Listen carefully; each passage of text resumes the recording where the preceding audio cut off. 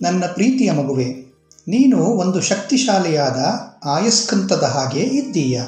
ನೀನು ಯಾವಾಗಲೂ ಪರಿಸ್ಥಿತಿಗಳನ್ನು, ಸಂಬಂಧಗಳನ್ನು, ಭಾವನೆಗಳನ್ನು ಮತ್ತು ನಿನ್ನ ಬಗ್ಗೆ ಚಿಂತಿಸುವ ಜನರನ್ನು ಆಕರ್ಷಿಸುತ್ತೀಯ.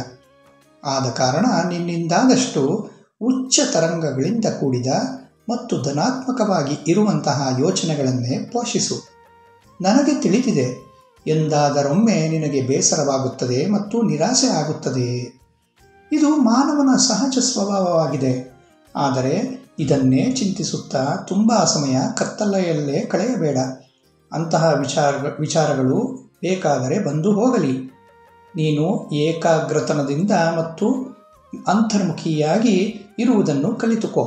ಸ್ವಲ್ಪ ಸಮಯದಲ್ಲೇ ಪುನಃ ನೀನು ಉತ್ತಮ ಚೈತನ್ಯವನ್ನು ಪಡೆಯಬಹುದು. ನಿನ್ನ ಸುತ್ತಮುತ್ತಲಿನ ಋಣಾತ್ಮಕತೆಯ ಪರಿಣಾಮದಿಂದ ತಪ್ಪಿಸಿಕೊಳ್ಳಲು ಈ ರೀತಿ ಮಾಡು. ಮಲಗುವ ಮುನ್ನ ನನ್ನ ಉದಿಯನ್ನು ಹಣೆಗೆ ಹಚ್ಚಿಕೋ.